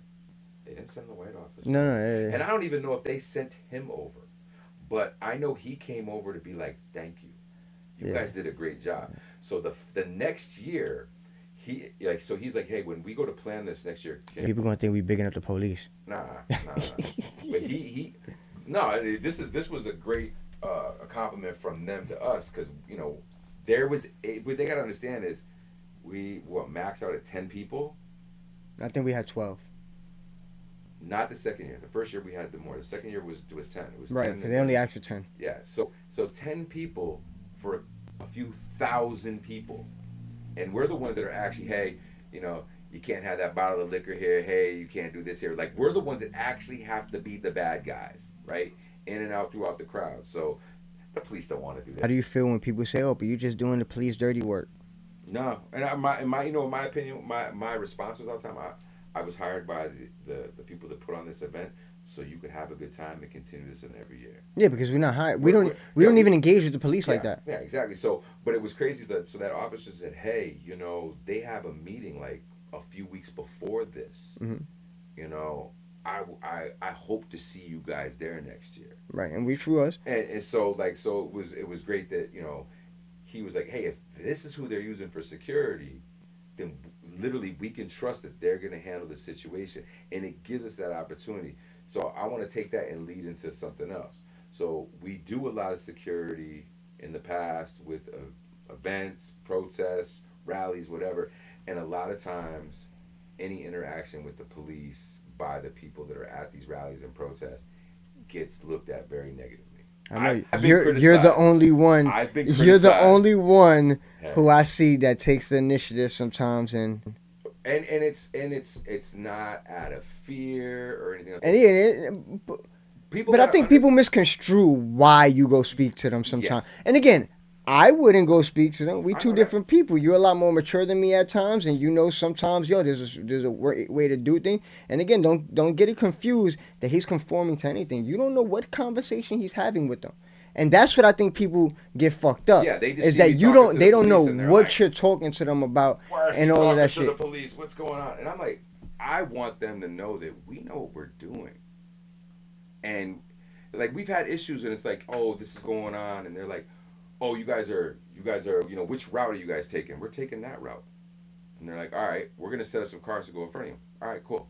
Hmm. They're like, could you let us know when you guys are ready to go? Yeah, we'll let you know when we're ready to go. Hmm. And I remember in that case, that was a march. I don't want to. I was in Hartford. It was in Hartford, and that's all I will say. I won't say what organization was actually the dominant organization. I can't even remember because you weren't there. No, You weren't there that one. I went to one in Hartford. The women's march, you were there. No, I went to another one in But Hartford. this one, you When we weren't walked there. through Hartford streets, I was there. It was there a few times, but not this Yeah, one. but I'm pretty sure I was. Come on, let me don't- feel like I was there. Okay, well maybe you I was were. there spiritually. And we had. I'm pretty sure I was there though. Well, the funny thing is we weren't even technically security that day. We had one of the gun clubs that does security. There. Was that the day that we all met up outside the large fence and we took that photo together? Possibly we would take a lot of pictures. No, but I'm talking about where all the groups and everybody who went on that march joined and we took the picture together outside the high gates. It was some high gates. There's a high gate to. Yeah, I was Park pavement. there. don't remember I was being there. All I remember was like the police. Like I said, the police were.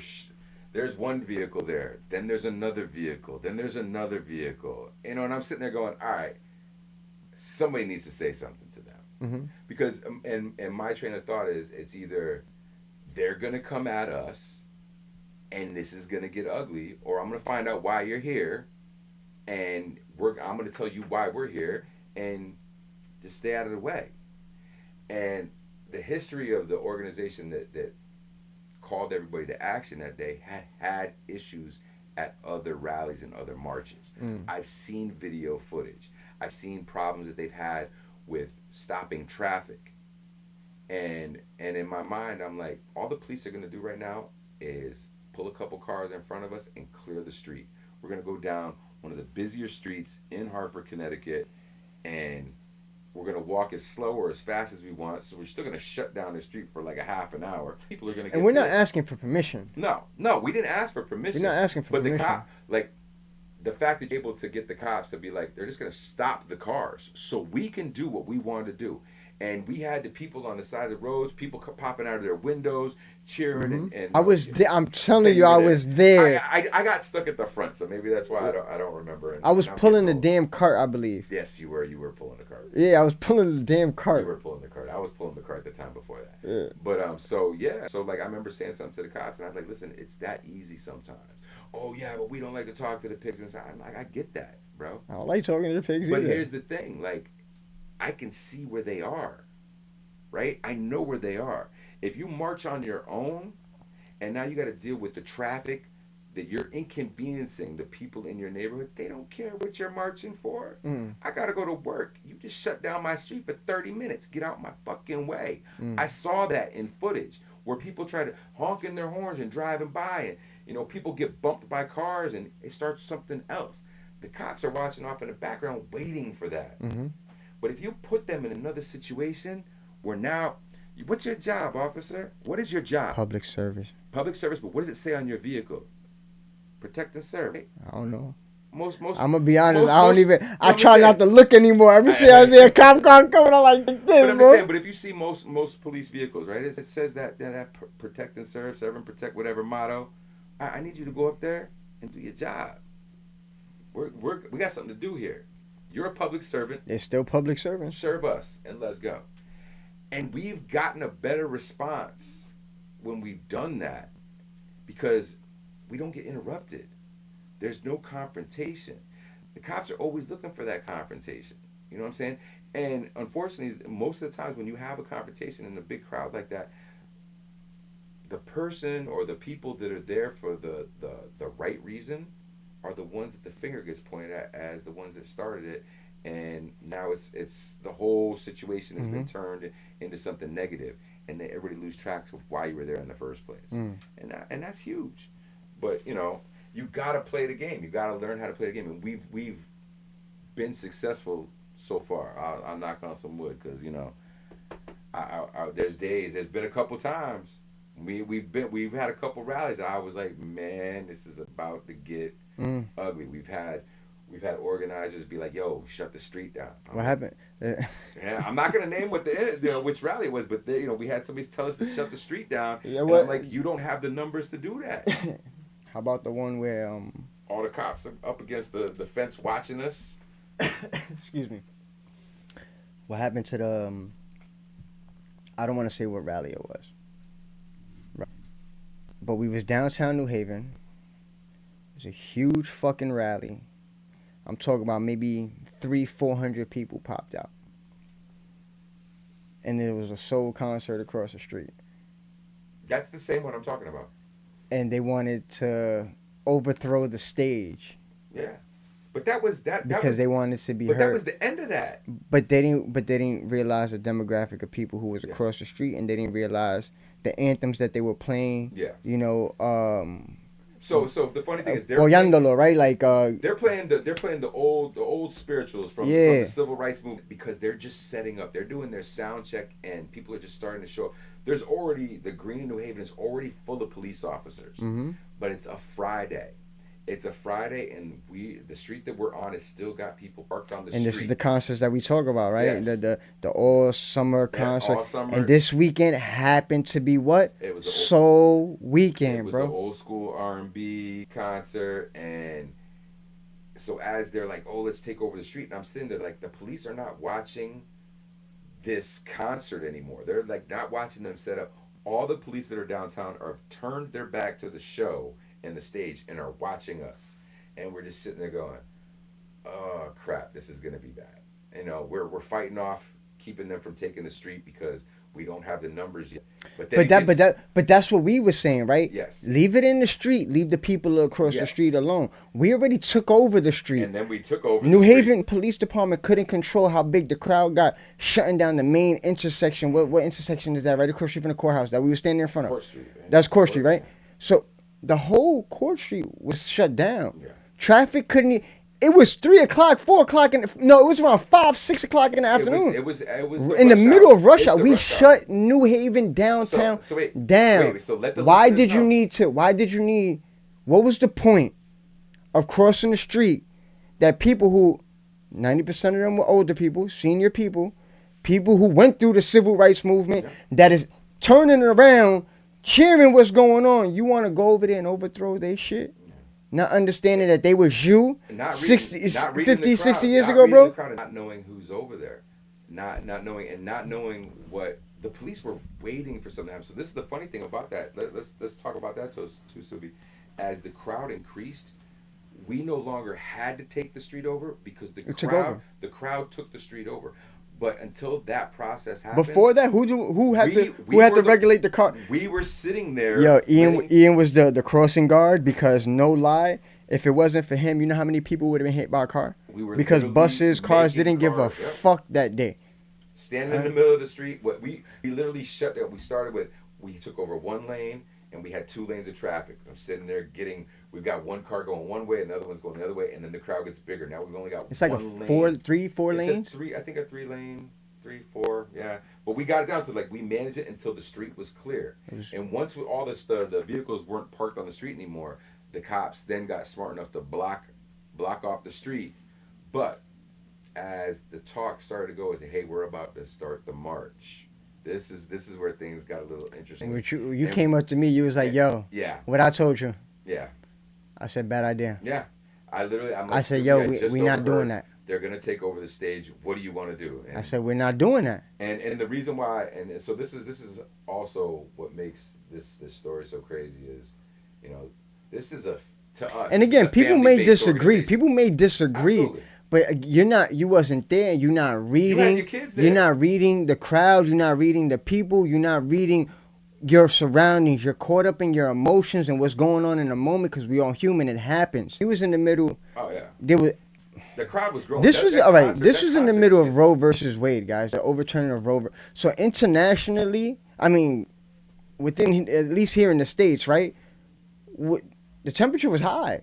There was a lot of protests, a lot of violence, a lot of back and forth going. This was They- the day of the announcement of the overturning. Okay. Yeah. The tension was so high, bro, that any little mishap was going to cause some shit. So when I heard the talk throughout the crowd that they said, hey, we're gonna do our march the way we normally do, come back around, and we're gonna come up behind the stage and we're gonna take over. I don't even remember the march. And this is where like I love all the chapters, but you know my connection with the Connecticut chapter from being one of the former deputy chairs makes me so proud of them. That chapter is 90% women at that time, and everybody that was there besides myself and Subi, the women that were there don't back down from shit. So I had that conversation with them. I said, listen, I'm just letting you know they want to take the stage. I talked to Sue. I said this has got the potential to get ugly. So you both take the stage, y'all go. Yeah.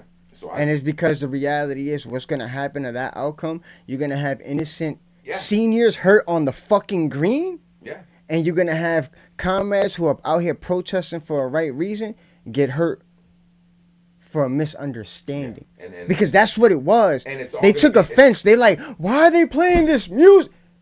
You don't They didn't listen they to. weren't even listening to the music they were playing. They were actually supporting us at the time. The songs that they were playing. Yo, the disconnect was so fucking real. So So fucking real. So did it was great. The women they were like, nah, we're good. We're staying, and they did, and the march went around the area downtown that it went. And you guys got to understand too, with that amount of numbers, there's no controlling the crowd like that. And they were worked. And up. that's what was scary about the shit is because, again, they didn't look at you got seniors across the street, bro. There were seniors the- on both sides. Yes, but Both what I'm sides. talking was the energy that Yeah. It was the a younger old- generation that was protesting Yes. had on how they wanted to go over there, Yeah. bro. When I say it's an old school R&B concert and he says it's a soul concert, we're talking this was more like a Motown. Yeah, concert. yeah. So the crowd that was there, was like my uncles and Right. stuff like that. It wasn't a predominantly younger crowd. This was an older crowd. Got the lawn chairs out. Nobody's trying to stand and watch this Cigars, concert. Yeah. wine bottles, Yeah, everybody's- people hanging out with their walkers, their wheelchairs. Like it was a It was a very laid back, beautiful function. And like I said, and the crowd that we had was very worked up because the stories that the people were telling at that rally needed to be told. And they definitely struck a lot of chords, heartstrings at a lot of people, and the emotions of the overturning was high and everything. And just so happened right before we actually start the march, somebody walks in. I wasn't there for We got that. an inebriated individual. I wasn't there, but they ran down on the list. They tried to run down on the list or something like that, right? So no, They tried to jump in her face. Well, no, that was after.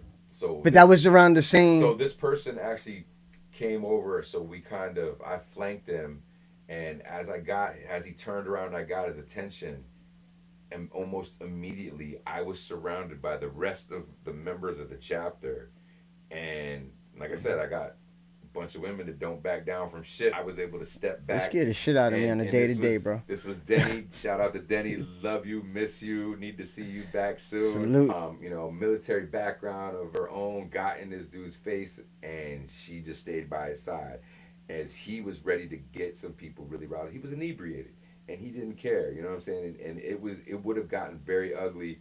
You know, the march took place. We get around the corner, some shouting, some yelling. Somebody ends up punching somebody. The other people that were helping Marshall scooted that person out of the way. You know, somebody motions to me. I can't remember, bro. Like, what got them not to take the fucking stage over, bro? Oh, okay. So I'll Yeah, get you there. because I know I told us and I gave you direct Yeah. orders to tell them and to tell the person who organized it to not do that shit. And I told you that I was gonna go take the kids. I was gonna try to make it back. By the time I called you, you guys said you was We're done. We're you was good. already marching. You was Yeah. already out marching. So as the march took off, unfortunately, we got stuck with that one person. As I'm watching everybody walk by, I ended up at the back of the march. So as I'm working my way back up to the front, Well, I was there. I don't know what happened, but we marched and they act like they was going to the stage and we lured. I was there. so I cut.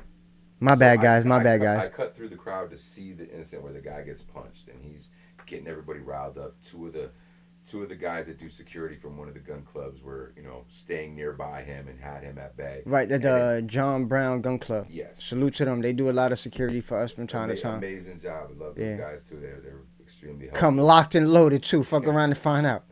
And, Fuck around and find out. Somebody told me there was an odd individual at the front. So I'm like, okay. So now I'm trying to hustle. I'm trying to get to the front, and then I see this guy, and I can't tell his mental state. I can't tell if he's intoxicated, if it's, you know, alcohol, Just riled up. or drugs, or if he's just riled up, or if he's just what he's doing. So like, I'm just staying eye contact with him, and there's a couple of, you know, older people to the front. There's somebody with their kid there, so I'm trying to stay there, and it just so happens it's the perfect timing because I've got one of the head people from the organization that put this together up at the front with their banner. We've actually got the television news is there taking video footage of this. So like, I'm sitting there, and we're making one turn, we make a second turn. So now we're on the way back to the green, and I'm starting to tell people at the front. I said, listen, I see you got your kid there. If this group turns right into the green, please continue to walk straight. Do not walk into the green. Walk straight. Go to your car and get out of here. You know, we appreciate what you did today, being out here, but don't turn into the green if you see the crowd turn into the green. So I grabbed a couple of people as we were talking, told them that, and they were like, "Oh, thank you." Like, and Because that's when they started to make once that y'all little- started to march, I had grabbed the kids and I was like, yo, let's go this way. And like I said, you still got the media trying to take pictures and, you know, video footage of what's going on, and it was just, I think for the couple people that were leading the march with the banner, it was that overwhelming presence you could feel behind you of a huge crowd, and then start to see the group in the green and realize there's nothing hostile or worth getting into by going into that green. You're going to take a riled up group of individuals into a very peaceful, beautiful, you know, mellowed out That concert supports. that's an ally to what's going on, and they just were like, I don't know what to do, I'm not sure, and they just kept marching straight. They weren't sure if they needed to go, they weren't sure, and they just kept marching straight. And at that point, as soon as they lost that opportunity to turn into the green, They lost some momentum. it was just like that sigh for them. And they're like, okay, all right, we made the right decision. They, you know, they got to the end right there. Everybody dispersed. Everybody was like, you know, thanking everybody, all like happy that they did what they did. And then everybody just kind of went home safely. But that day, had they gone onto the green and done that, and gone onto that stage, they would have caused such a huge incident that I wouldn't have to paint the picture. Everybody would have known. Everybody would have seen the There video would have been footage. a riot in New Haven. Everybody would have saw the video footage. The media was there at the front of the march. They would have saw this. Everybody would know exactly what I'm talking about. And it's all because the emotions were high. Yeah. It's not like besides that one individual or those two individuals, there was really no like provocateurs that were like on the protester side trying to incite harm. Even when they wanted to take over the stage, it wasn't to incite harm. It was to prove a point, but not realizing that that's not the group y'all need to take your frustration And, out on. Two, they sitting there supporting you. Three, your energy need to be focused somewhere else, not on doing that over there. and you got to understand, like, when the marching path for a lot of these rallies with the marches that follow in New Haven cut through Yale. So, What doesn't cut through well, I Yale mean, downtown, bro? Yale owns downtown, but they actually Yeah, cut what doesn't through, cut through Yale? cut through campus. So what happens is like halfway through your march, the amount of people in your march almost doubles. Mm. Because as the students start to realize what's going on, because they might not have seen the original flyers or they might not be part of those organizations to help organize, but as they see what's going on and they're like, oh, this is what that, and they start to join. So by the time you're making that way back to the green, you've got quite a sizable Mm-hmm. group of Mm-hmm. individuals. And it's just like, oh shit. It gets Like, crazy. it It could have gets gotten crazy really and it ugly. gets But like I said, we it gets real quick. get criticized for, people like, oh, talking to the cops, doing it. Like, listen, there's a right and a wrong way to do things, and there's a time and a place to do things, right? Sometimes sometimes you just gotta go head first and do something, but it's gotta be the right. How many times we spoke to elders from the Young Lords and the Black Panthers that the guys will say, we were so ignorant. We just did things to do things, not giving a fuck about the consequences. Where the women were more realistic about things and seeing things before they happen. A lot of our protests and our rallies, we had permits to do a lot of our Yeah, things. Did shit go left? Absolutely. But the absolutely. reality is that it either came from our permits being revoked because they didn't like what we had to say, or how did it slip through the cracks and they even permit us it. Well, that's a But tactic too. You're gonna give you the permit at first to get you guys there, and then pull the permit and be like, okay, so now the permit's gone. now do something. Now we can fuck with them. Do something. Yeah. Yeah, fuck around and find out. Throw a piece of paper on the ground. We're going Uh in. huh. Uh Like, huh. that's it. They Uh huh. littered. Too many people on that sidewalk Yep. loitering. Absolutely. Pull out the billy clubs. They jaywalked. Yeah, Like, yeah, let's it's go. crazy. So It's crazy. but like I said, it's just, and I guess it's just because my mentality from being, the age I'm at, and unfortunately being a part of some of the stuff that I've seen and involved with personally over the years. I don't want to see that happen again. I don't want to see, like, as a kid, I remember watching the PBS special Eyes on the Prize. And I brought that up to you a couple times. Hey, you should watch that. Like, you see the fire hoses out in that documentary. It's a 7-day, 7-part documentary. You know what I'm saying? Like, as a kid watching that, I'm like, and why would a kid watch that? Why? Because I seen the Klan march down my street. You know, Mm. I've been yanked out of the window of my car when I just got my driver's license. For accidentally running the stop sign because I was in a neighborhood I didn't know and I missed the stop sign. Roll the window down, ask cop, get yanked. So I like, why am I getting treated like this? And how long has this been going on? So to watch and see these documentaries and hear the stories from family members and stuff, it's just crazy, and it's a luxury. Definitely not talking kumbaya with the cops, but we also talking about, understanding the environment you're in, the situations and circumstances. Sometimes Yeah, you gotta look at shit from a different perspective sometimes. I don't know. Like I tell you all the time, bro, like, you wanna go there, we can go there. But how many people preaching they wanna go there, really wanna go there? yeah. And that's what I keep No, saying. It's like, you say you people. A lot of people say it to build up momentum, but when it comes down to it, they get everybody else to make the steps for them. They're the ones that are back. If we're gonna put together an event or a rally or a protest, we're gonna be there. I'm not gonna back out at the last minute. I'm not gonna not show up. We're gonna be there. People expect us to be there. And that's what it is. Some people, you know, too many people got social anxiety. Well, if you got social anxiety, revolutionary is probably not the thing you want to be mm-hmm. because you're gonna find yourself in the middle of a lot of crowds. How about that? We'll talk about that NAACP march again, where we had the young lady. No, I'm not. I'm saying young lady. She definitely could have been. She was my mom's age. She saw me and Subi show up, and we were total support. you had your Afro Taino flag. I had the Black Lives I had the Matter. Pan African Puerto Rican flag. Walk up at their where they were meeting before they went on their march, and this one lady just ran up to us, Mm-hmm. basically like, "Are you guys who I think you guys are? Yeah. Like, is this what I think this is?" And we had that conversation explaining, and she just went off. You guys, you need to talk with them. You need to see them. And any reporters, she started sending reporters to us, other people from their organization, and out of respect, we were doing what we Mm-hmm. do.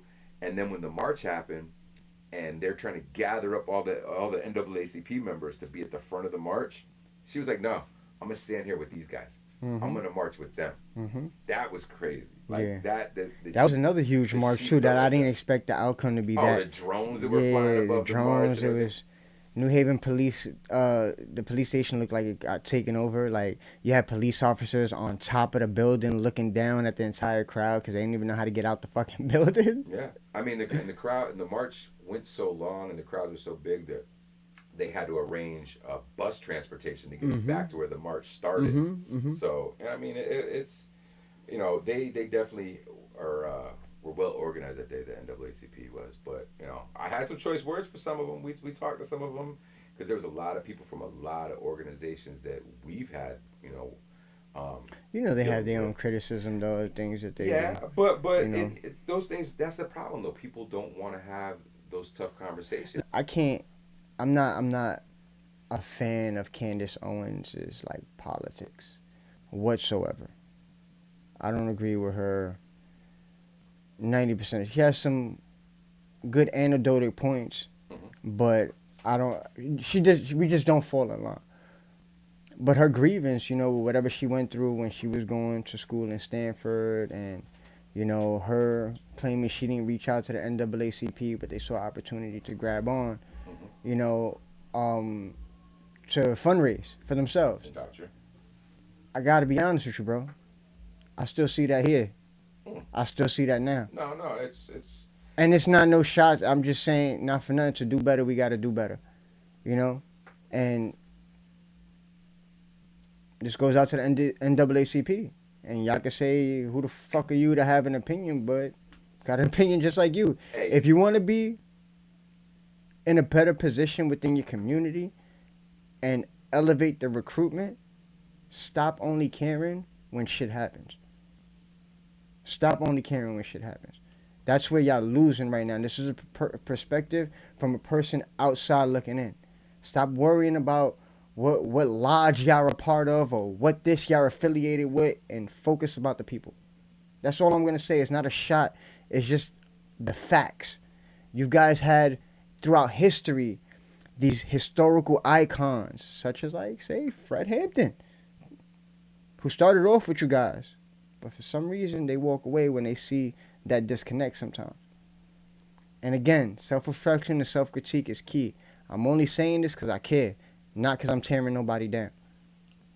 I just wanted to throw that in there. no, and I'm glad you said that, because, like I said, people don't want to have. It's funny that he's saying this now, and you'd be like, "Oh yeah, it's easy to say this on the podcast, right?" But here's the thing: we had this conversation in person. Yeah, So I don't got no fucking hair on my No, tongue. but so For as- individuals who think, well, I just talk my shit to talk my shit, meet me in person. I'll tell you what I'm feeling. And it's not to be, no, but I'll tell you what But I'm feeling, that's- bro. Like I don't gotta But hide that's it from. But that's the only way to sometimes Nah. to bridge these gaps. And like the lady that was with from the NAACP was like, she's kind of filling me in as we're marching around. I was like, yeah, like there's new leadership, and there's this little struggle where a lot of us aren't really dealing with her at the present time because of that. And I'm like, okay, all right, I get you.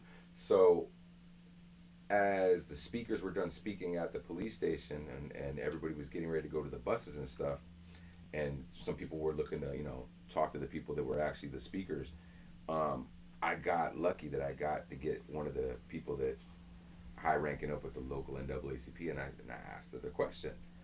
I said, this is great. I mean, I didn't ask her a question. I made a statement to her. I said, this was beautiful what you guys were able to do here today.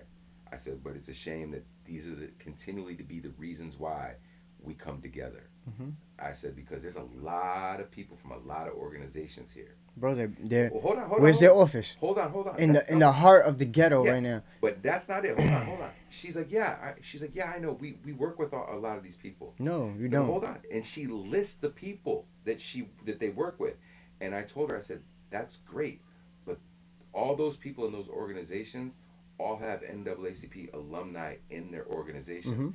I'm not talking about them. Mm. I'm talking about that guy right there, that lady right there, that guy right there, That family over there. all part of these different organizations, and you guys don't know who they are. You haven't talked to them. You don't work with them. That's what I'm talking about. If you had the ear of those people and they felt that they could come to you and we could get together and have these conversations and put these things together. I didn't even know there was an NAACP office right up the block, bro. I I didn't find out till that day. To That that day day. is when I found out there was actually an NAACP office. It's a nice building and all that, but I never see no events. I never see no advertisement, no programs, no political education, no cultural, nothing that and again, there probably is. So I'm not gonna say like there's not, but I haven't seen it, bro. Like I tell you, I don't know. okay, so I do know they do stuff, and the only reason why I say this is because I got to be a part of one of the things that they did do. It was through my old job, but it. When you look at everything they could do, and what that function actually ended up being, like I was Yale played Hampton. So Hampton is a black college, right? So they were playing. It was a football game, and the company I worked for was sponsoring the tailgate party for that. So they basically put the money together for that event, and then gave it to the NAACP to run it. So you had all the sororities, fraternities, all there. You had some local businesses and stuff like that. But I'm like, it looked like a big, big frat party. Mhm. I'm like, it was cool to get the chance to network with a lot of these people, and that was the reason, like I volunteered. I was a part of the Black Employee Network at that company. Mm. But at the same time, I'm like, man, like we do this. This is what we do. We have the opportunity to do so many different things, but this is the one thing that we're doing right now. But you can't. As somebody that's not an organizer or not as somebody high up on in that organization, I can't tell them what to do. Right. I can either support or not. No, definitely. Like I said, these are just some basic conversations we just having today. Definitely had to shout out Malcolm X today. It's his birthday, so salute to the GOAT, greatest of all time. Definitely in my books, one of the greatest of all time, man. But you got anything else on the agenda? We really No, we've been on here for a couple hours. It's about that time. And the other thing I'm gonna say about Malcolm too, like, so what it says, it speaks volume, right? Being a part of the Young Lords and getting to know my history because of that, and being introduced to individuals that I didn't know as a kid growing up. So to get to know more about in general Don Pedro, Mhm. right? But when you hear somebody describe him, the first thing most people I hear say, he's the Puerto Rican version of Malcolm X. absolutely. That says a lot. Even though he was before. Yo, and how crazy is that? Even It's though because of the way they address things. Yes. The unapologetic way they used to say things to the people. The way how outspoken was Pedro Albizu Campos was to the U.S. Imposing themselves, recolonizing Puerto Rico all over. Being very vocal about it. Not too many people get away with that shit. That's literally in the confounds of the United States, and live to talk about it. And those two people who are so outspoken and as raw as they were, those are prime examples of how fucked up shit was back then, and it's still fucked up. and it's still fucked up. And now it's still fucked up today. Yeah. Like I said, it maybe seems diminished a little bit as time goes on, but it's just it's fucked up in a different way. Right. But when I say that, like I don't want people to try to make it seem like I think today is all perfect and kumbaya. Nah. Well, open your fucking eyes. You don't live in your parents' generation. You don't live in your grandparents' generation, bro. Like, none of us do. You know, there's a lot of things have changed. There's a lot of things that didn't fucking change. You know, and that's why we could definitely relate to our parents, and our parents can relate to us because we still have a lot of similarities. But there's a lot of struggle that we don't know what that is. We don't know what it is to be hosed down. No. We don't know what it is to have the dogs sick on us on a day-to-day basis. Not on a fucking police chase while you run in and then they get the dogs to get. No, I'm talking about just because you lined up on the walls, they let them have it. Yeah. That is, we're not. You're blindsided by the hose hitting you, and Right, and the dog right. being turned on. It's not being publicized on TV, and everybody deems it as okay because they disagree with you. Or you're at the head of the pack, and you're standing there talking to the police, and then they open fire with the rubber bullets on you. You know, that's an image that from the protests in Puerto Rico that I'll never forget. That one young lady that was just speaking to the police, and I remember that they caught her in the chest, and it's like, yo, like, for what? You were threatened. But on the average day to day, these people that protest and stuff today don't know that. And when you see these rallies and these protests, they're mixed with a lot of elders that do know. Like, we've met a lot of people in a lot of these rallies, and when they're like, there's at least 4 of them that I know. They're like, oh, I was in Chicago. I met Cha Cha. I know this person. I know that person. And I'm just like, damn, okay. But to look at them, you wouldn't know. No. You wouldn't know they were on our side, but unless they were there in that crowd. Stop judging the book by its cover, man. Yeah, and it's like, but it's still crazy. But they're there to get the point across, and then unfortunately, sometimes we have our own agitators. It's not always outside agitators too, and that's the problem. Sometimes people get caught up with the emotion of things. We human, bro. Yeah, no, That's why I say sometimes we gotta understand too. None of us are perfect. Sometimes we're gonna react off emotions and all of that, but it's also how we bounce back from that. It's also understanding when we are wrong to be able to say, you know what, fuck, I shouldn't have did that. Or even bigger to say, you know what, I was wrong. I think it's more powerful to stand back and be able to observe and know when to strike than to be one of those people that goes in with a group always wanting to start shit. Those people, and I know people like that. I got people I watch on social media all the time that want to wear their full black outfits and have their fists in the air and talk all this trash, but they're really just riling everybody up. They're not focusing on why people are there and what people are trying to accomplish. It's for them to get noticed. When we're out there and doing these things, and like I said, being strategic and watching what's going on, it's not for us to be noticed.